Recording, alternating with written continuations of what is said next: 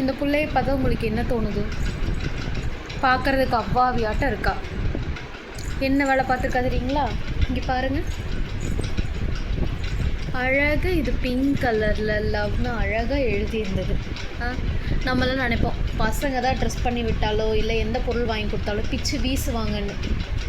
ஆனால் இந்த குட்டி பொண்ணு இதை பிடிச்சி ஒரே இழு பிடுங்கி வீசிட்டா.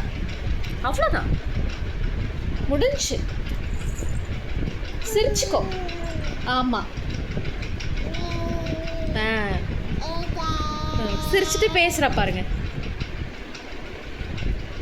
அப்படிதான் பிடுங்கணும். என்னம்மா, எப்படி பிடிச்சி வீசுனீங்க? எப்படி பிடிச்சி வீசுனீங்க?